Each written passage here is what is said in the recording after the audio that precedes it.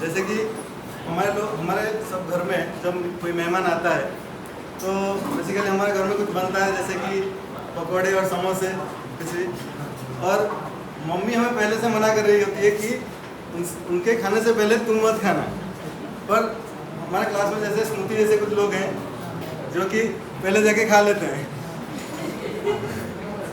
और वो गर्म होता है तो वो जो ऐसे टच करेगा समोसा को तो क्या करेगा, गर्म लगेगा।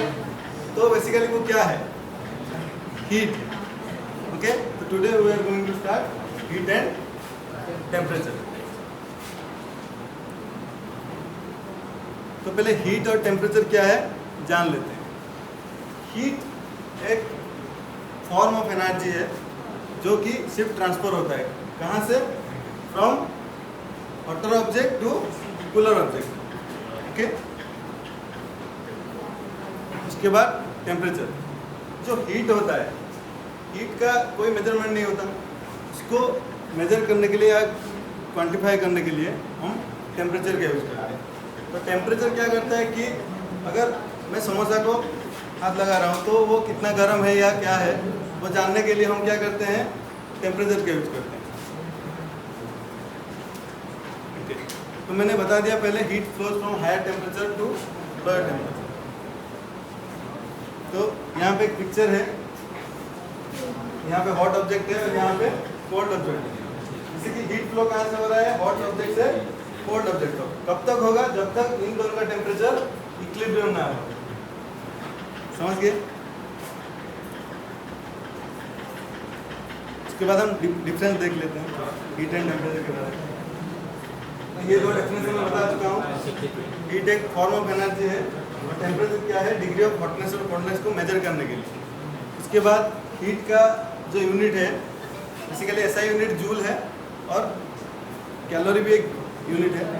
उसके बाद टेम्परेचर को हम 3 यूनिट से जानते हैं, सेल्सियस, फ़ारेनहाइट और केल्विन। और केल्विन जो है वो एसआई यूनिट है टेम्परेचर का।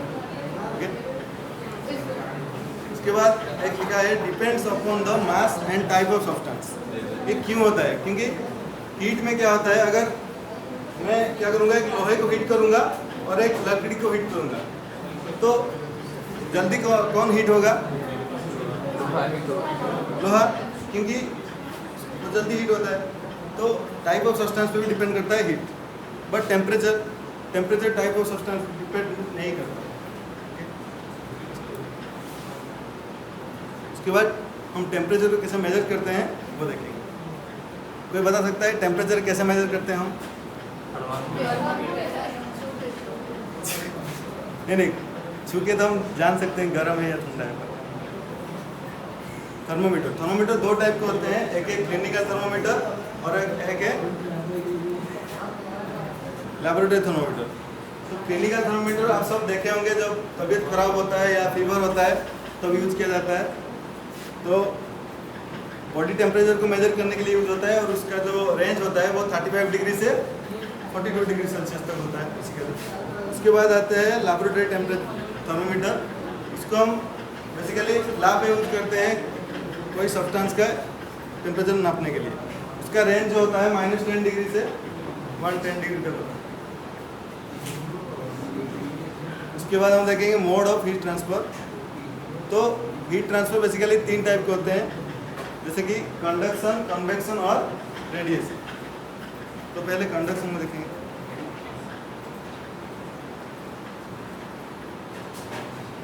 तो कंडक्शन बेसिकली क्या होता है, heat transfer in solids.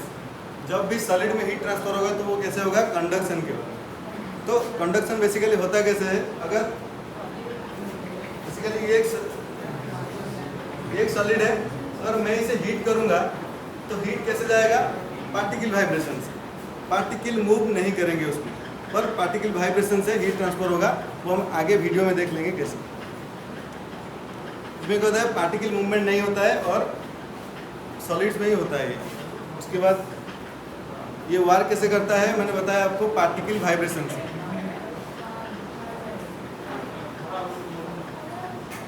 Video देख लेते हैं। कन्वेक्शन, कंडक्शन जो होता है वो हीट ट्रांसफर इन सॉलिड्स होता है, बट कन्वेक्शन क्या होता है, heat transfer in liquid and gases. तो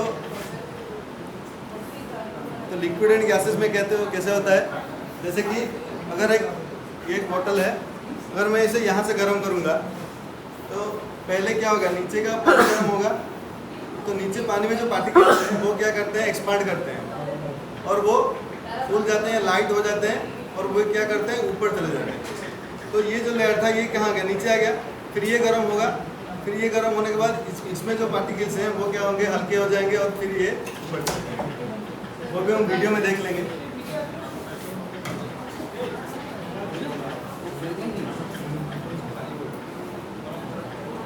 वीडियो देख रेडिएशन। तो पहले जो हमने देखा कंडक्शन एंड कन्वेक्शन, वो क्या एक मीडियम को जरूरत करता है, जैसे कि कंडक्शन में सॉलिड मीडियम और कन्वेक्शन में लिक्विड एंड गैस। पर रेडिएशन जो होता है वो एक मीडियम के बगैर होता है। ठीक है, तो उसका एक एग्जांपल ले सकते हैं कि सन का रेडिएशन जो अर्थ पे आता है वो स्पेस देकर आता है, तो स्पेस में कोई मीडियम होता है क्या, तो सन जो अर्थ में पहुंचता है तो बिगेस्ट एग्जांपल ऑफ रेडिएशन वो है। ये कोई जो सन रेज आते हैं वो क्या इलेक्ट्रोमैग्नेटिक वेव बनकर अर्थ पर आते हैं, जो कि कोई मीडियम रिक्वायर नहीं करते। एग्जाम्पल हम बोल सकते हैं कि sun is reaching the earth. Video के माध्यम से जान लेते हैं। हाँ बताइए कमलेश जी, बताइए। Heat is a form of energy. Right answer. Next question.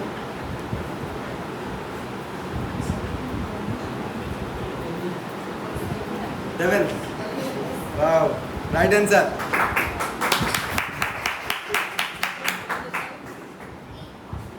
इसके बाद next question Shubham sir. Clearly the alpha mode. Wow, right answer.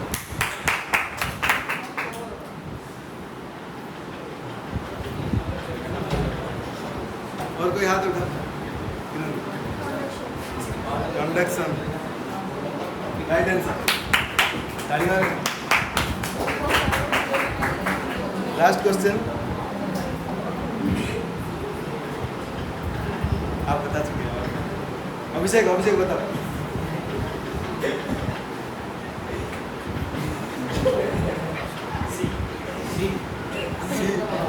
और कोई बता,